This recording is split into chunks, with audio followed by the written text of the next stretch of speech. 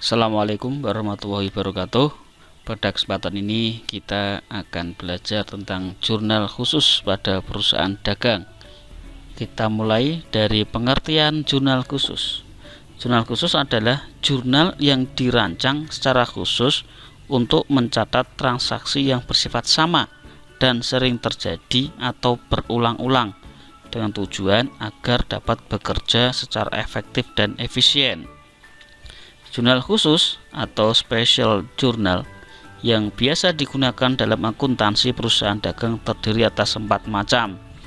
Yang pertama, jurnal penerimaan kas, 2 jurnal pengeluaran kas, 3 jurnal pembelian, 4 jurnal penjualan.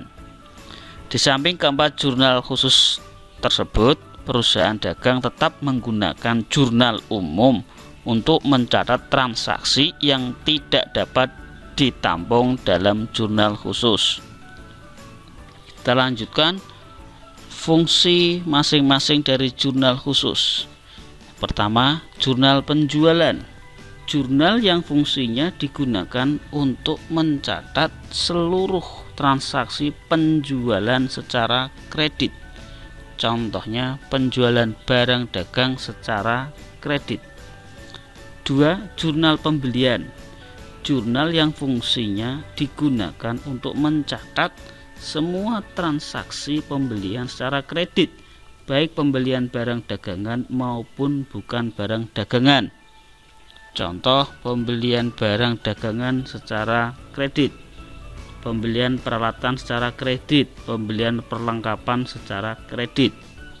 3. Jurnal penerimaan kas adalah jurnal yang fungsinya digunakan untuk mencatat seluruh transaksi penerimaan kas. Contoh transaksinya seperti penjualan tunai, penerimaan pinjaman, penerimaan pendapatan, penerimaan bunga, pelunasan piutang, dan penambahan modal. Yang keempat, jurnal pengeluaran kas. Fungsinya adalah untuk mencatat seluruh transaksi pengeluaran kas. Contoh, pembelian barang dagang tunai, pelunasan utang dagang, pembayaran beban-beban, dan prive. Yang pertama adalah pencatatan transaksi pada jurnal penjualan. Kita lihat format jurnal penjualan.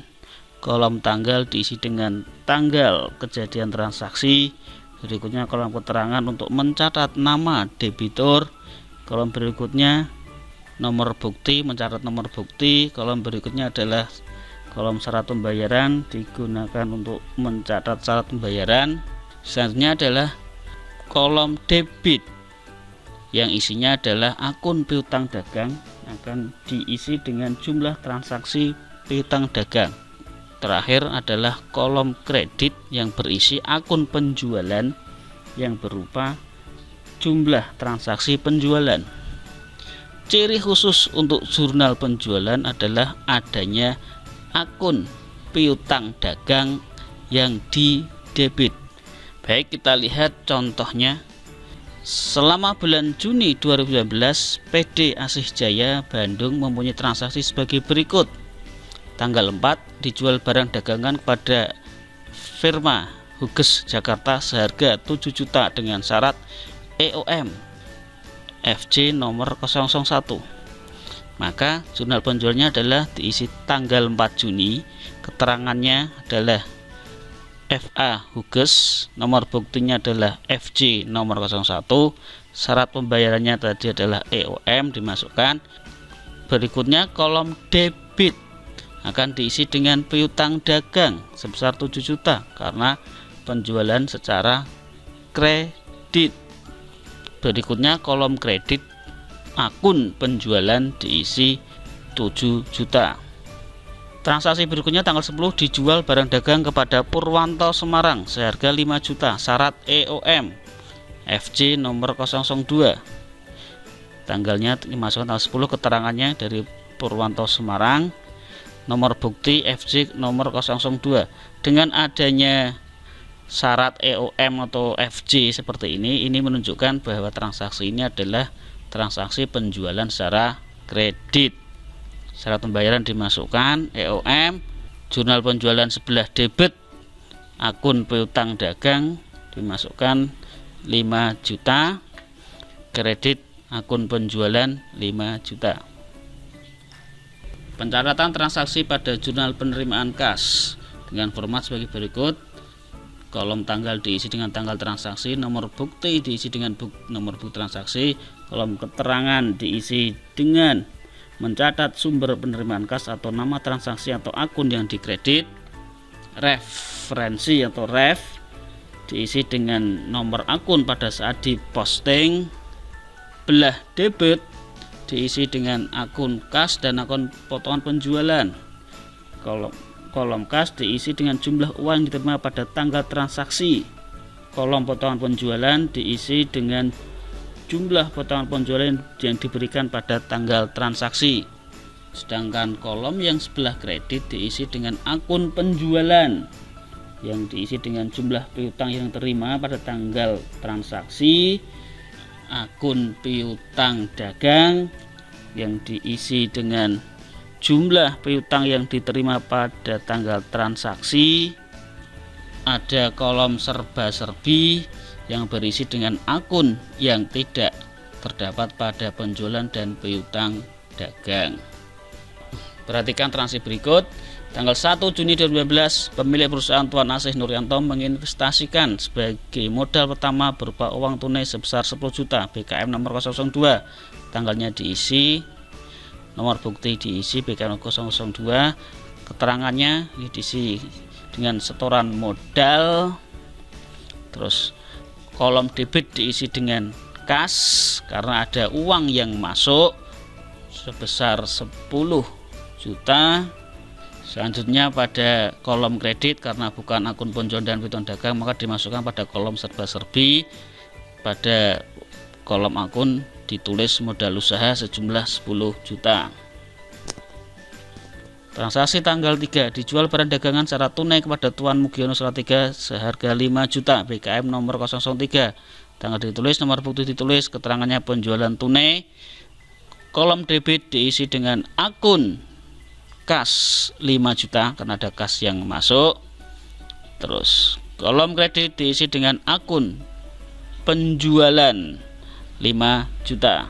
Transaksi tanggal 6, diterima pelunasan piutang dari FA Gurun Bandung sebesar 6 juta dikurangi potongan 2%. BKM nomor 004, tanggalnya dimasukkan tanggal 6, nomor buktinya BKM 004, keterangannya dari FA Gurun Bandung. Potongannya sebesar 120.000 didapat dari 2% kali 6 juta. Kasnya sebelah debit adalah 6 juta dikurangi dengan potongan sehingga kas yang masuk sebesar 5.880.000. Sedangkan kolom kreditnya diisi dengan piutang dagang karena piutang dagangnya berkurang karena ini adalah transaksi pelunasan piutang sebesar 6 juta.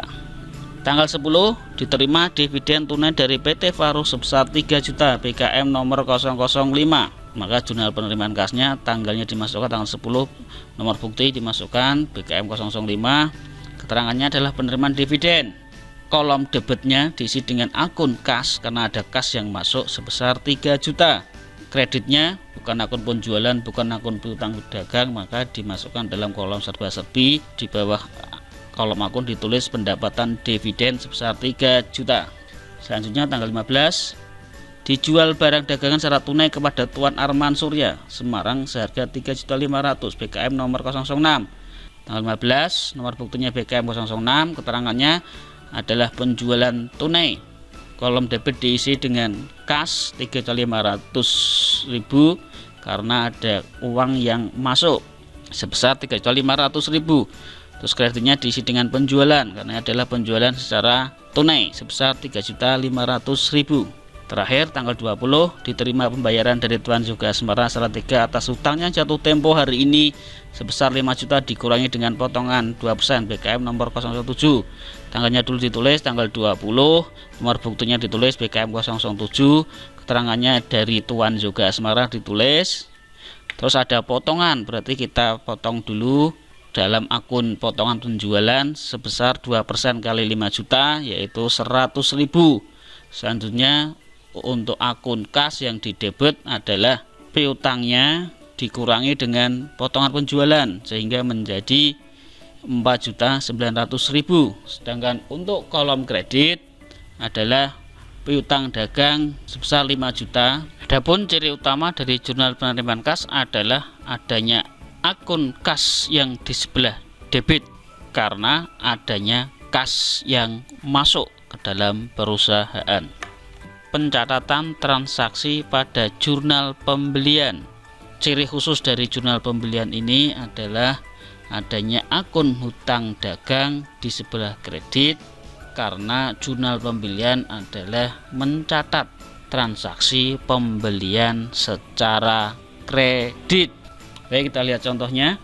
PT Harum memiliki transaksi selama Januari 2019 sebagai berikut. Tanggal 6 membeli barang dagangan secara kredit dari toko laris seharga 55.200.000 dengan syarat pembayaran 2/10 N/30 faktur TL251. Kolom tanggal diisi keterangannya dari toko laris, syarat pembayarannya diisi 2/10 N/30, nomor buktinya TL251. Kolom debitnya diisi dengan pembelian sebesar 55.200.000. Kolom kreditnya diisi dengan utang dagang karena ini membeli secara kredit sebesar 55.200.000. Transaksi tanggal 10 membeli perlengkapan toko secara kredit dari toko lengkap seharga 250.000. Tanggalnya diisi tanggal 10, keterangannya dari toko lengkap. Kolom debit diisi dengan perlengkapan karena membeli perlengkapan bertambah sebelah debit 250.000. Utang dagang di sebelah kredit karena membeli secara kredit 250.000 juga. Tanggal 16 membeli barang dagang secara kredit dari toko farma seharga 21.050.000 dengan syarat 2/10 N/30 faktur TL262. Tanggal diisi, keterangannya diisi toko farma, saat pembayaran 2/10 N/30, nomor buktinya diisi TL262.